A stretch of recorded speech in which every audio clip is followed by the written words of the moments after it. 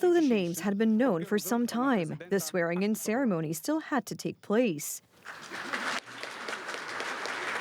At 11 a.m. local time, the official swearing-in ceremony of the ministers began at Poland's presidential palace. You are people who have extensive experience, although you come from different backgrounds, in serving the Polish state. And this is the most important thing for me, and also important for the citizens of your country, because we have many tasks ahead of us. The president's office is headed by Zbigniew Bogucki, a former Law and Justice MP from Szczecin and former West Pomeranian province governor. His deputy is Adam Andruszkiewicz, also a Law and Justice MP, previously associated with Paweł Kukiz's circle and the national movement. We will do our thing. We promised Polish people important laws, such as the one on the central transportation port, and today we are getting right down to work. There is no celebration here. In a moment, we have a management meeting. Then President Nawrocki is going to Kalisz, where he will have an important meeting with residents. Paweł Szefernaker has been appointed chief of staff to the president during the successful election campaign. He served as Karol Nawrocki's campaign manager, so they have already fought many battles together. This is the best proof that it is possible to fight for Polish freedom and democracy, and to continue doing so, even after the hustle and bustle of the campaign. As I have said many times, Paweł Szefernaker, ladies and gentlemen, is a politician of the new generation, a very calm man. One of the foundations of presidential power is international politics. Marcin Przydasz is responsible for this in Karol Nawrocki's office. He is a young politician with extensive experience. He has already held this position in the office of President Andrzej Duda, and before that, he was Deputy Minister of Foreign Affairs in Mateusz Morawiecki's government. Even when I was president-elect, we were also performing duties on the international stage. Today, we also met with a delegation from the United States. There were many such duties during my time as president-elect, and I was assisted in these duties by Mr. Marcin Przydasz, whom I welcome to the office of the President of the Republic of Poland. The presence of politicians associated with law and justice in the President's office should come as no surprise to anyone, as it was this party that supported the nonpartisan candidate. Among his close associates are also people previously associated with the Institute of National Remembrance, whose president was Karol Nawrocki. An example of this is Rafał Leśkiewicz, the spokesperson for the head of state. This composition of the office shows that the president will seek broader support for his activities, and these people, these ministers, are there to ensure that. Perhaps the most electrifying appointment made by President Nawrocki is Professor Sławomir Cęckiewicz, who became head of the National Security Bureau. The historian has been fighting Russian influence in Poland for years and specializes in the subject of secret services. In addition, the two have known each other and have been friends for over a dozen years. Putting such an experienced and trusted person in charge of such a key issue as security bodes well for the presidency. I will be his ears, eyes, and nose, the person who will simply pass on information concerning security issues directly to him. There are many threats. A bloody war caused by Russian imperialism is still raging beyond our eastern border. In addition, Poland is struggling with a migration crisis. Professor Cęckiewicz, as head of the National Security Bureau, will have his work cut out for him. He is a man who will certainly be remembered in Polish history because he has already done a lot for Polish history, for Poland, and for our national community. And there is still a lot ahead of the minister, and I am counting on the professor, on the minister, to take care of the security of the Polish state. The appointment of Professor Cęckiewicz is not to the liking of representatives of the ruling coalition. It was none other than the head of the National Security Bureau, who through the TV series Reset and the book Zgoda, revealed the behind-the-scenes close cooperation between Donald Tusk and Vladimir Putin's Russia. And that is why the December 13th coalition is now trying to fight him.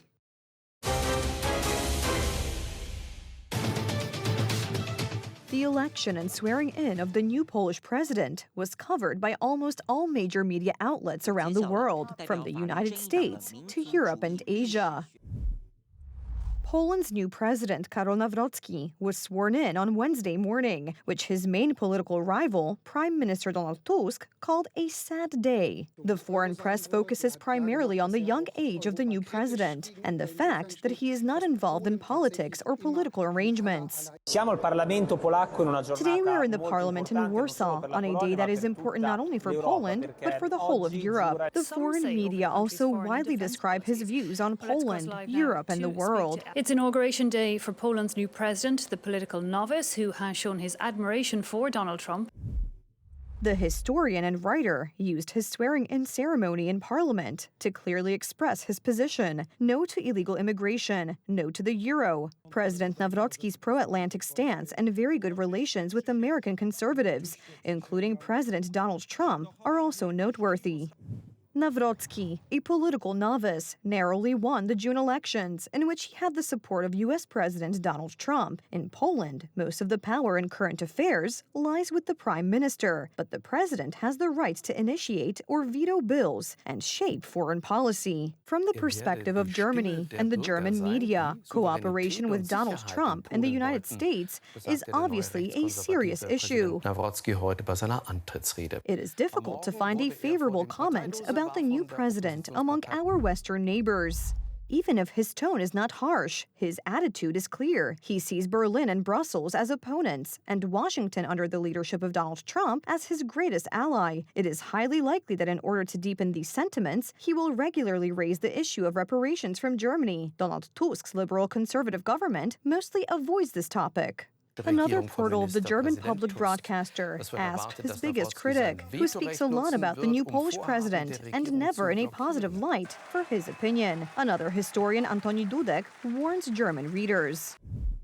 But one thing, says Dudek, must undoubtedly be acknowledged about the new president. He ran in the election campaign as the underdog, and yet he won. Karol Nawrocki is a fighter who learns very quickly.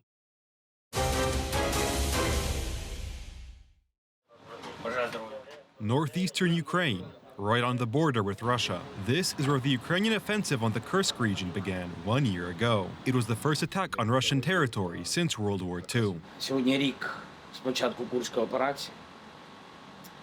І я сьогодні буду вітати і нагороджувати кращих. This visit was very significant. At the same time, a meeting between the US president's envoy and Russian dictator Putin was taking place in Moscow. It was a last-chance conversation before sanctions were imposed on the Kremlin's trading partners.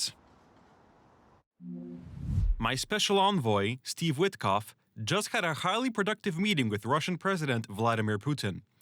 Great progress was made. Afterwards, I updated some of our European allies.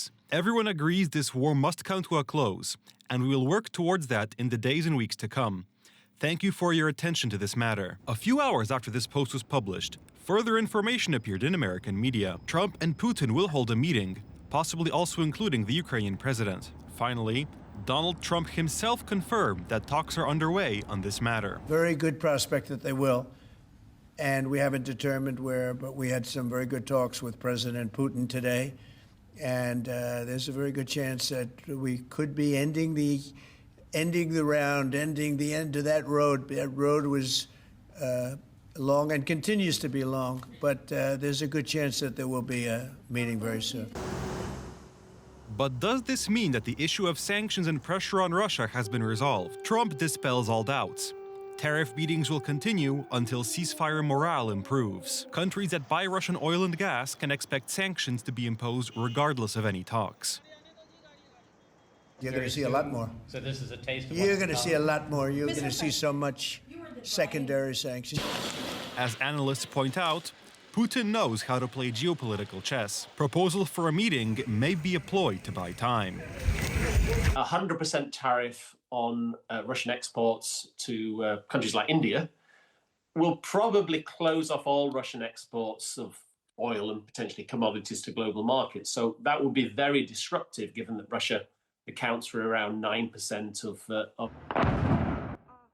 And considering that Putin finances his entire war machine with raw material exports, stalling for time could be the only way out of the situation for the Kremlin. Hence, Kyiv and Washington remain on their guard. Ми обговорили, що звучало в Москві. Схоже, Росія тепер більше налаштована на припинення вогню. Тиск на них спрацьовує. Але головне, щоб вони не обманули нас в деталях, ані нас, ані Сполучені Штати. According to US media, the first meeting between the presidents of Russia and the USA may take place in the coming days. The Kremlin points to Saudi Arabia as a possible venue for the meeting, with Kyiv expected to present its position on Russia's demands beforehand.